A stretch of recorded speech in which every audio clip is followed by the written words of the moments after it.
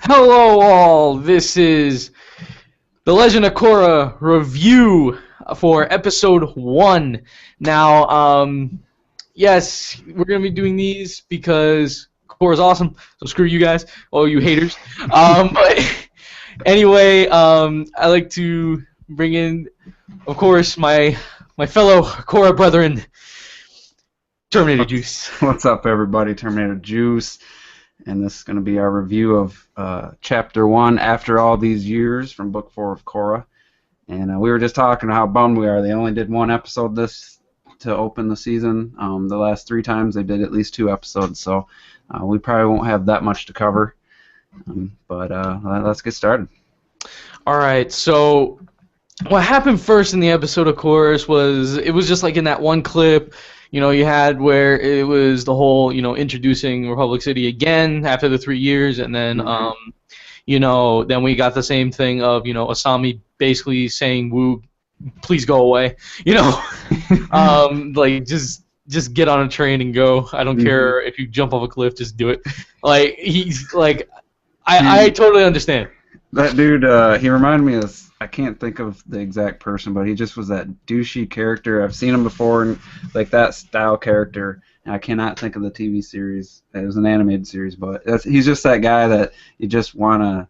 He's just annoying character type, Yeah, he really is. It's just, I just don't.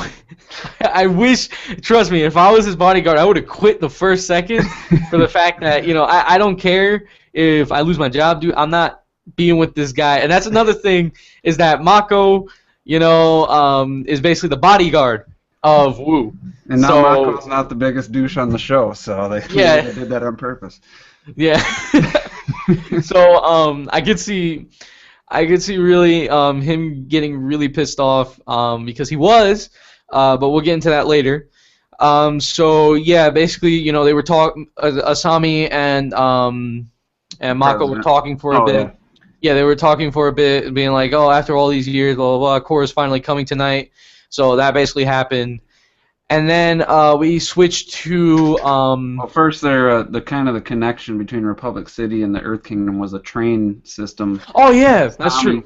That Asami funded and stuff, so that it's connecting Republic City to the Earth, nation, which is a pretty large chunk of the world, and that was kind of the opening ceremony for that. Definitely.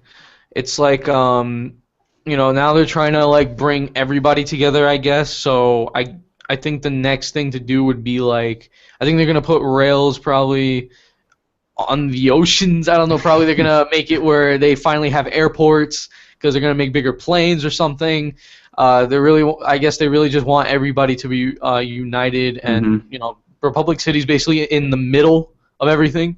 Yep. So and it has the spirit wilds. It's kind of like the only spirit realm outside the 2 north and south poles, I think, from what we've seen.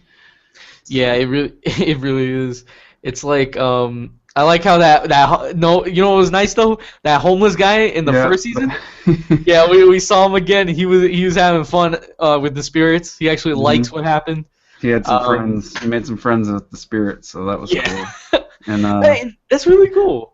You get he's actually with the change. Yeah, and with Book 2 or Book 3, they barely, like, the first episode showed the spirits and the vines, and then they just didn't even mention it again for all of Book 3. So they got, it seems to be a bigger part of Book 4 is going to be the spirit wilds, they call it, with the vines and stuff. So yeah, and basically, I think right after that, we saw Kai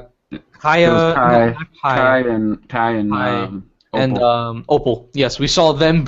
I just had to remember because the thing is Kaya, and then Kai. I was just like, what the frick? But yes, Kai and Opal basically came down. Just like in the trailer, they did the whole thing going in with their squirrel suits, and basically, the Air Nation is basically like the world police, basically. So it's.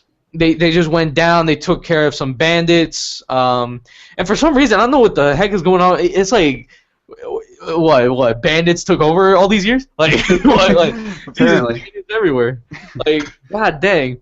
But well, there was bandits in Book 3 outside the Earth Kingdom that is true. Stealing and that it was the queen was stealing their money from them, so they kind of set that up. But then it was like a one of the countries. It's almost like it reminds me of Asia, just that it's this huge continent, and then there's all these little smaller countries. And then one of the countries, I don't remember the name, it's got a big ore deposit, and that's where they were. They were in this town. They had like what'd they call the guy? He wasn't like the mayor, but he was the governor. Governor, yes, of that country. And then he was a little bummed out that there was only 2 airbenders there to help, because he said there's bandits all around. So there was a little bit of drama there with just Kai and Opal, and he was afraid they weren't going to be enough to help their problems. So that was kind of their introduction.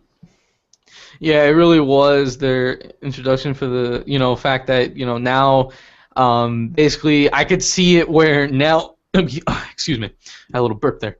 But the thing is, I can see it now where since they're doing like kind of the Avatar's job, they're gonna get the same treatment, because people don't like the Avatar. Some people do. Some people are like screw off. So it's like now they're gonna be like treated like that. So, but at the same time, the Air Nation is very small. So that's the thing that they don't. You got people that just want everything right now, and they're really impatient.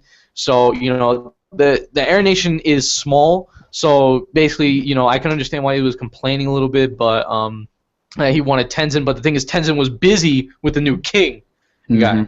So that's why, Tenzin can't be around at all. So that's why every other airbender is just around. And, it was really nice to see, though, how it developed, basically throughout the years. And now that there are basically protectors of the world and such, so that was really cool. Next is God. Now we're gonna go into the next part, and this character was introduced in such an awesome way. I was gonna say, yes, Kuvira. Okay, so first we see that she's already using the railways, which is basically she was in this big, huge steel train. And that's basically where all her armor deposits are, and soldiers and stuff like that. Yeah, and Bolin's part of her. I don't know if he's an advisor or what he is. He's not really part of the. He's not really a soldier, I don't think. But at least they didn't let us know really what his role is. And then what's his face? Varric and Julie were in there as well. Yeah, they were. So you got it where now they're basically a team. But I don't think that Bolin is gonna get into any situation where he has to fight like Mako Asami or something like that, because I don't think he's not that kind of guy. He's actually a good guy, and And they kind of have Kuvira as like to some people she's like a hero, because they're hearing all these how she's uniting, the Great Uniter they call her. Yeah. And then we see what is really going on, and with her. Basically her introduction to what she's capable of doing. Yeah. She really okay. She was okay. This was a way of metal bending, like it was cool with the whole like the lines and everything, but now we got it where she basically throws metal plates from somewhere. I don't know how many metal plates she has. It's her armor It's her armor, right? It's her weapons, yeah, and then she was using it non-lethal. Like to block them and to tie up their hands, but Sawyer 7 Mage does a review, and he thinks that maybe she's bending platinum because of the way it looks, but that would be pretty incredible if she was able to bend platinum. So we'll see if that's true. I don't know if I agree with that, but we'll just have to see, because right now no metal bender at all can, like, as we know, cannot bend platinum. No. So it's like I'm just gonna wait to see if that's true. Because if she can bend platinum, well, what are you going to trap them in? I guess you can trap them in wood, unless they do some crazy thing where they bend the materials in wood. Like, Earthbenders are so freaking overpowered.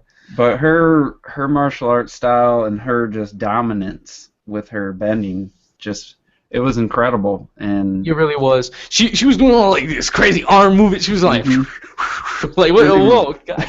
She didn't break a sweat. She was like 30 feet away from the nearest person, and she was doing pinpoint accuracy with her metal pieces flying at people.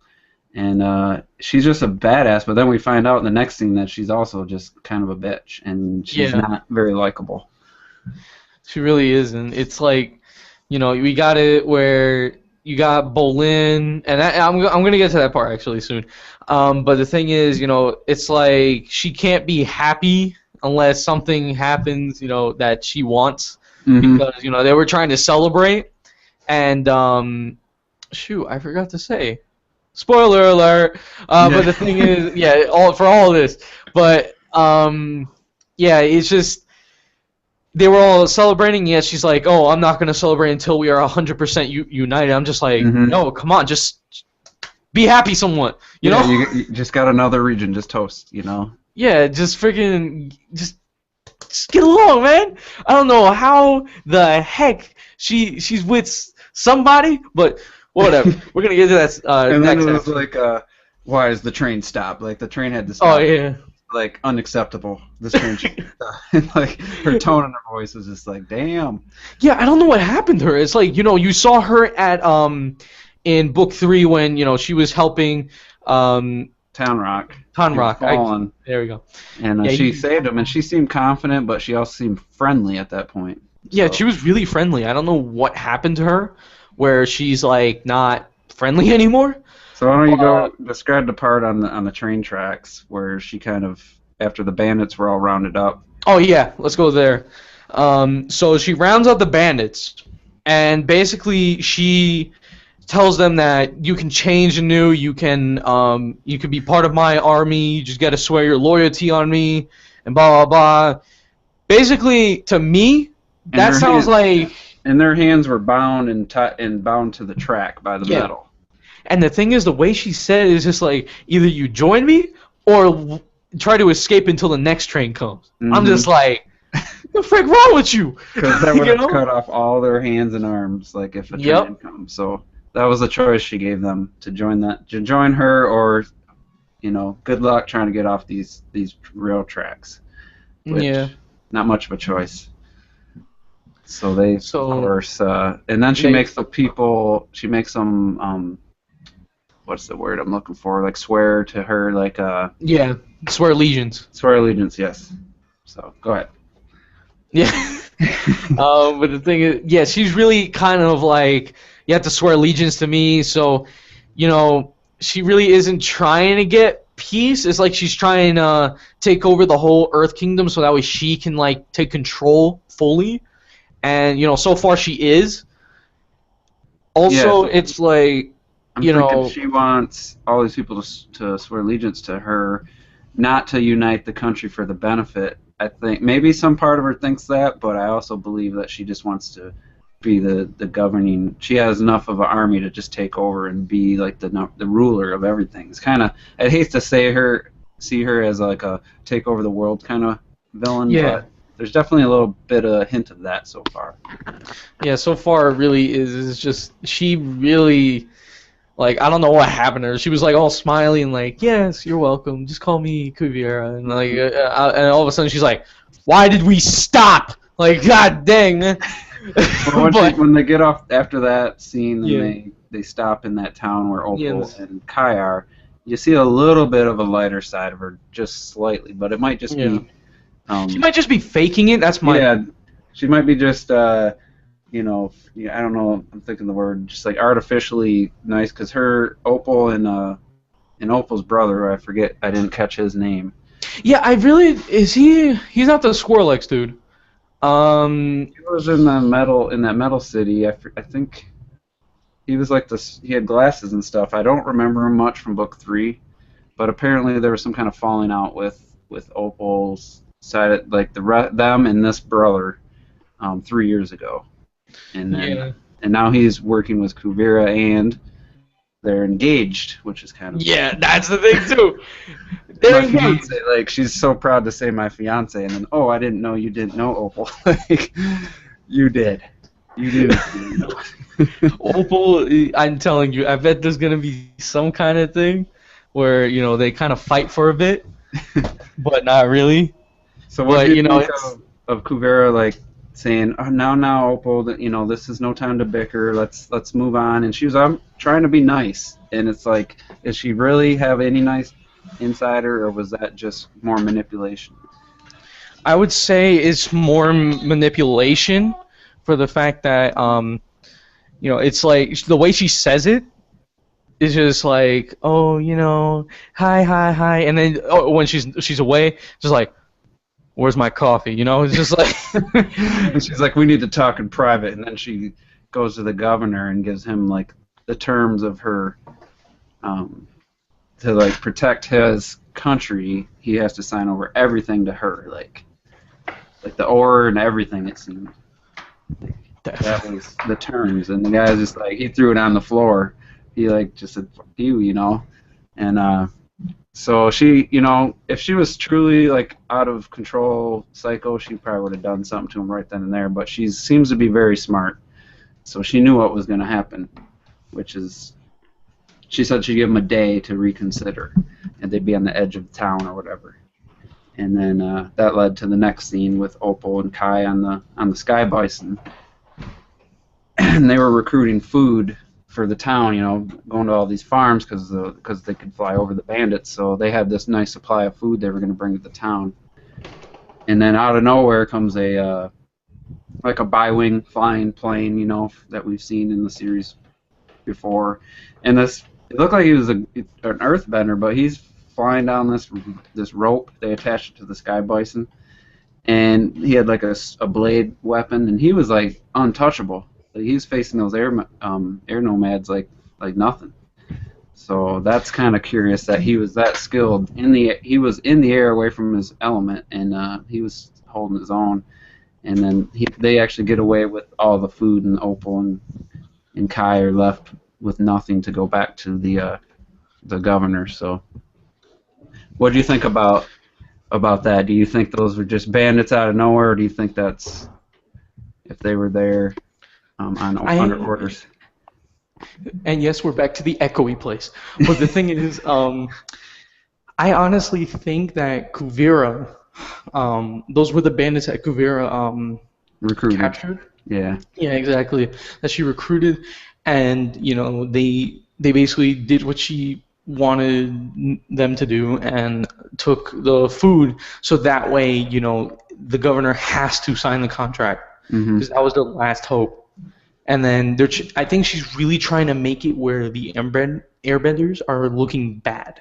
She wants to make it where the airbenders, you will have no faith with them. There's nothing that you can do with them because they're not really trustworthy that much because they really can't protect anything. She's gonna probably do something like that. Yeah, they're not competent enough to save. So the governor actually signs the agreement to give over his land, and then of course in front of everyone she makes him swear allegiance. Right, the great uniter. I'm just like, okay, Sith Lord, all right, I get you. It's just for real though. It's everybody is happy after that. She really is trying. I could see that she really is trying to just conquer everything for her own sake, so that way everybody's gonna turn against the new king, which is Wu, and is going to probably overthrow him and probably put her in charge instead. So because what was also I think it was hinted in also the trailer where where we saw what's her name? Suyin? Yeah. We saw her like all like sad, and she was like in a mech suit. Oh, that so was. I'm thinking something's gonna. That was Julie from. So, how long do you want this to be? No, not Julie. It looked like Julie was getting in the mech sister. She was. I thought it was Julie getting in that mech suit with the glasses. No, that was. Was there a different scene? Yeah, there was a different scene where because the thing is, if you saw around the shoulder, it would have been there was a mech kind of thing. Okay. So that's how it was, but in total, like mostly at the end now. Let's get to the end now. I was gonna say there's like three things I think we should cover before we're done. And one, I would say one is that the fact that there's supporters of the new coming king. He's the prince, and then there's supporters of Kuvera. Like she has her own supporters, almost more. And then the whole thing with Opal and Kai having that little conversation about long distance relationships on the Airbender or on the Air Bison. I think that's going to lead to something. And then obviously Korra doing her little underground boxing thing. I think those are like the three major points left. So Definitely.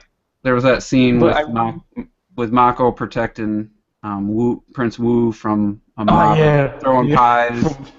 And then that led to Mako's he was just confirmed to be, he's going to have to be Prince Wu's like bodyguard from here on out. Like he thought he's going to be a detective again, and Lin said, no, you're going to be his bodyguard. It's out of my hands. It's all political, and she had no say. So now he's stuck being Prince Wu's bodyguard. So I think that serves him right for being a douche for so long, Mako.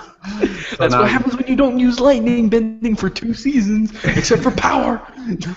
So I think that's interesting. We'll see where that goes. And the fact that he hasn't talked to Bolin in a while, and they've kind of been separated. And there's going to be some backstory. I think they're going to show us what happened with Kuvira, how she became who she is. And I think a lot of the episodes this season are going to be flashbacks because it's the 3-year time gap. They got to fill in something.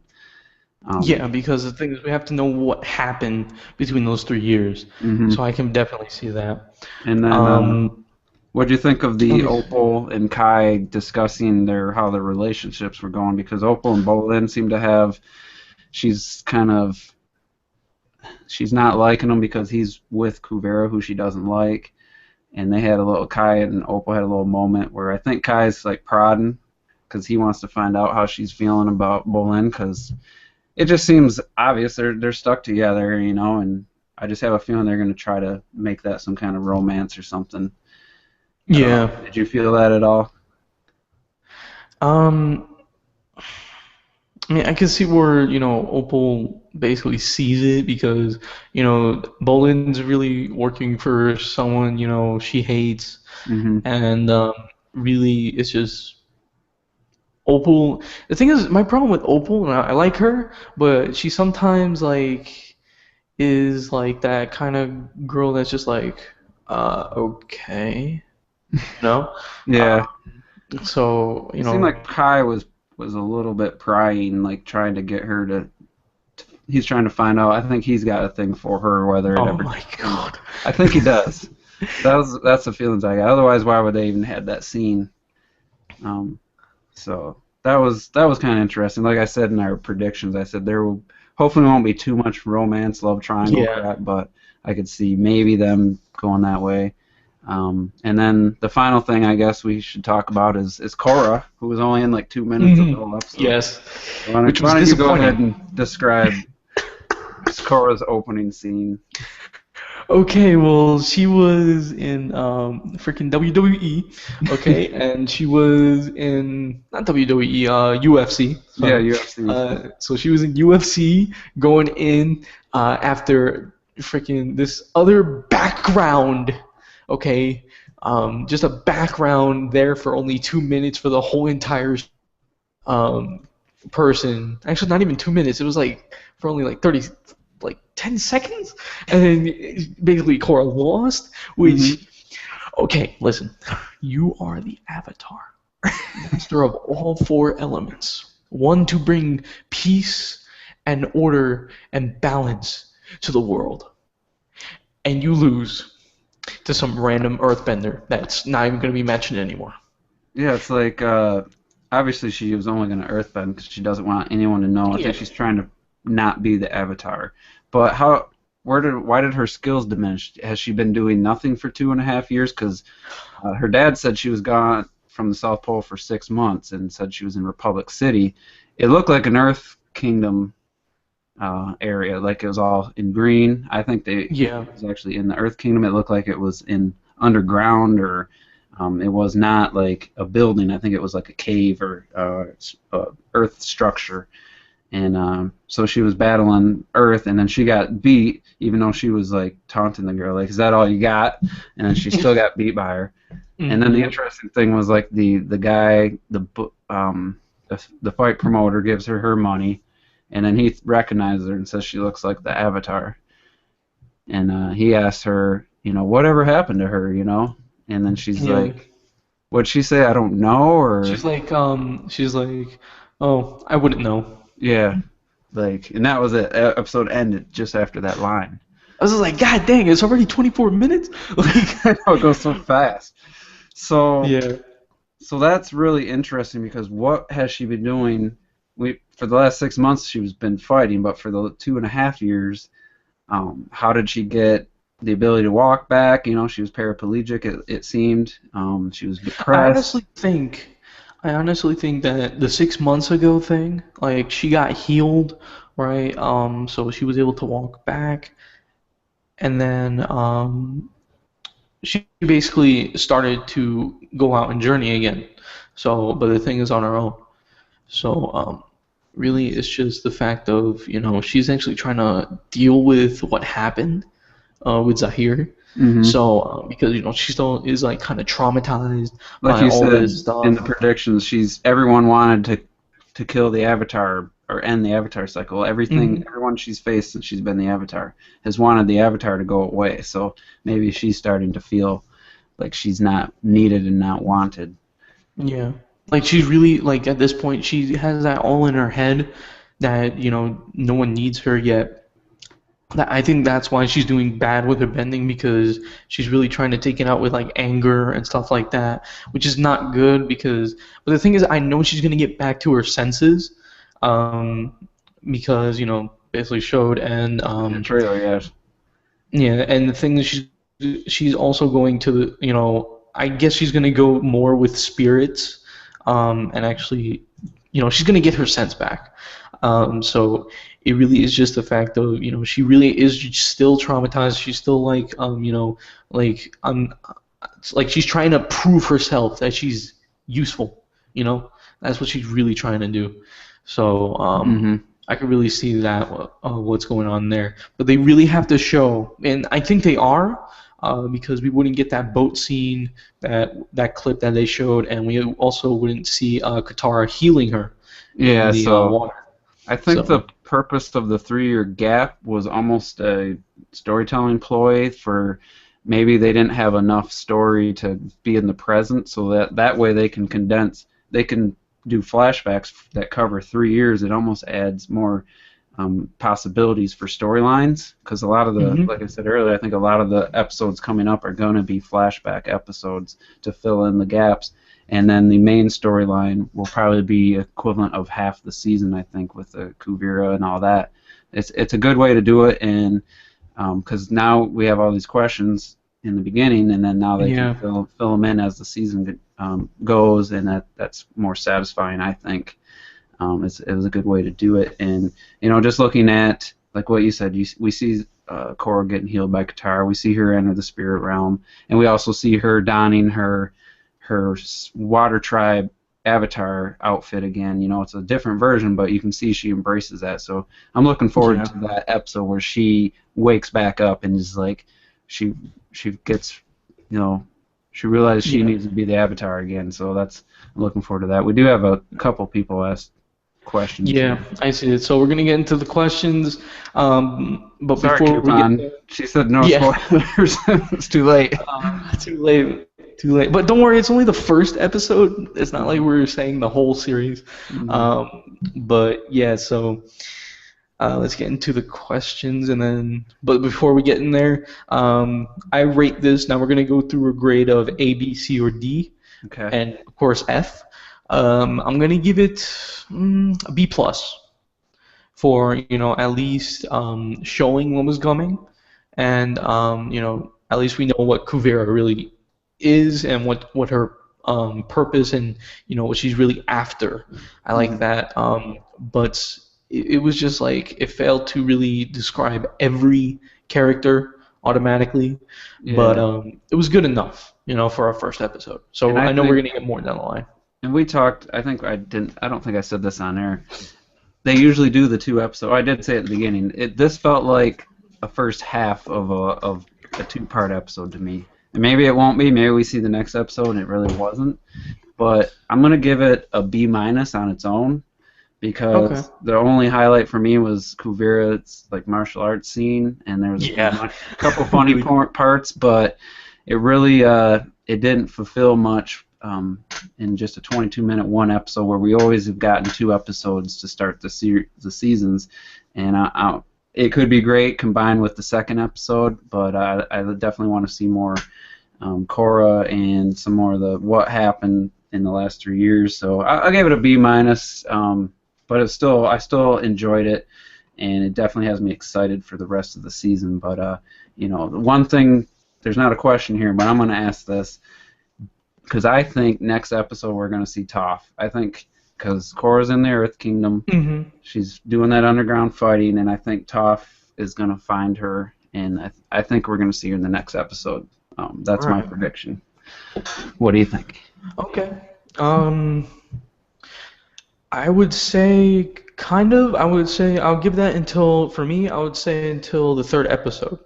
Okay. Because I think for the next one they're really gonna explain like they're gonna go with Korra now and go through with what she's doing at that moment because basically we already know what everybody else is doing mostly. That's everyone. True. Or I think so. The next episode will either be Toph or it will be Korra's story to how she got to where she is, where we saw her. And maybe that would be a full episode, just that, and then Toph might be in the next third or fourth episode. So that's just my feelings, and I hope so. And I hope I hope they keep her personality. I hope because she's old now, I hope she's still Toph. Yeah, that's the thing. But yeah, so there's our grade, guys, and yeah, so let's answer at least one of these questions, and then we're gonna go. First one is: do you think Hiroshi Sato will make an appearance as Zuko's daughter? That was actually answered last week.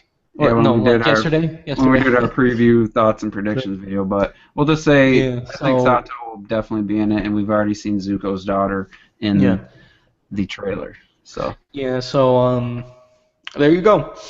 All right, so this one again from Anderson Archilla, right? Yeah, Anderson. Yeah.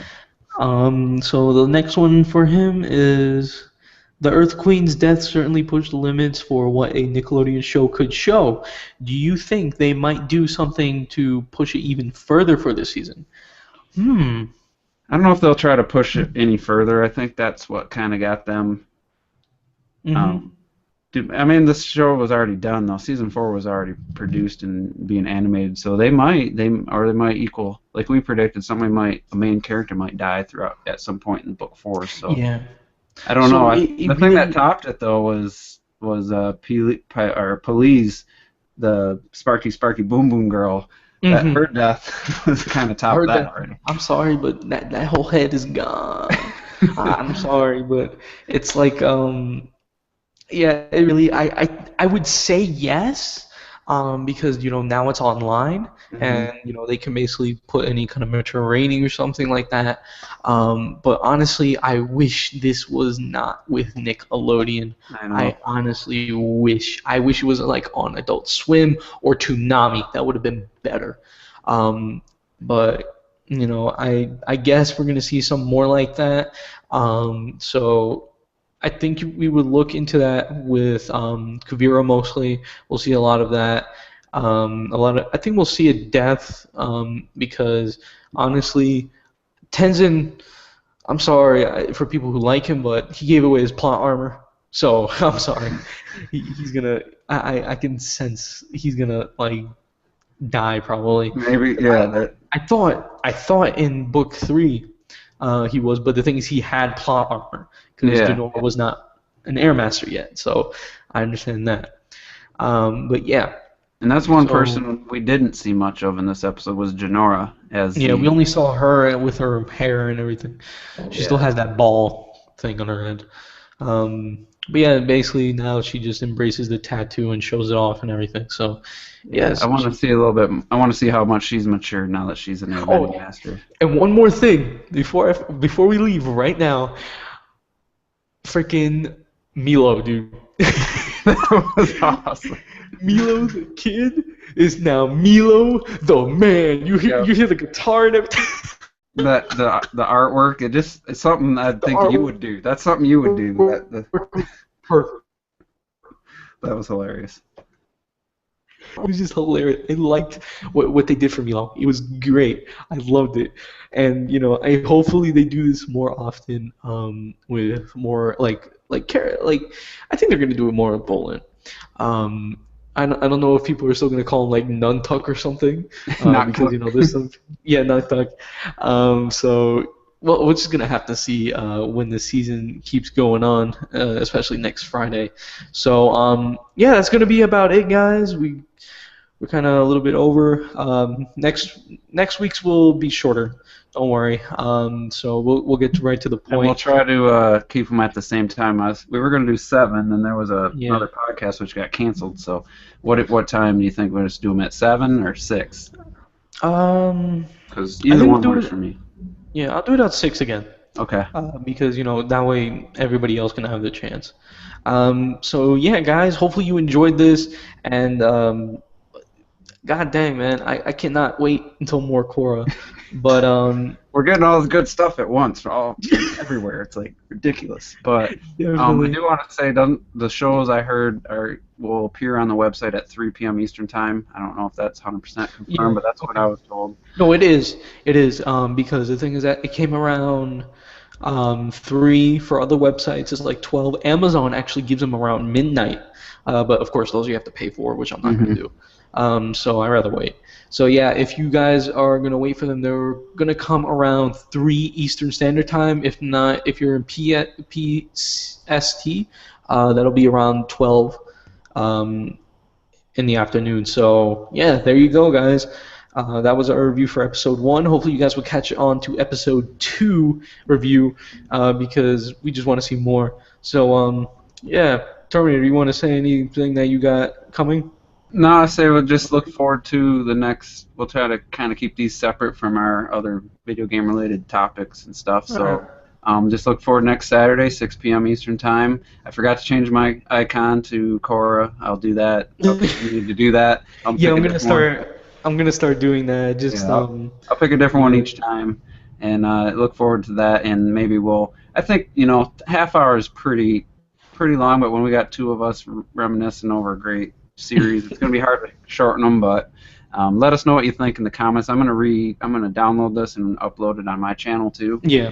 So to capture some of the people on my subscribers are. And if you guys and if anybody else has a Korra fan, you want to do this Terminator, where if they win your tournament, they can be on one of our reviews. Sure. If somebody wants to come on, at least give their opinions, or that's fine with me. All right. So, all right, then screw the tournament, and basically. Because Gray will be on. Grayson Young will be, because he wins a lot, so he will be the winner. But let's just leave it open. Someone get in contact with one of us if you're interested. You think you've been on, at least have maybe some podcast under your belt or something. Maybe would be nice, because it definitely helps when you've done something before. So, but let us know, and we'll look forward to talking to you guys next Saturday. All right, so thanks a lot, guys, for watching. It's been great. So, like I always say, don't lose your way. Don't be afraid. Just game till the end, but with Korra.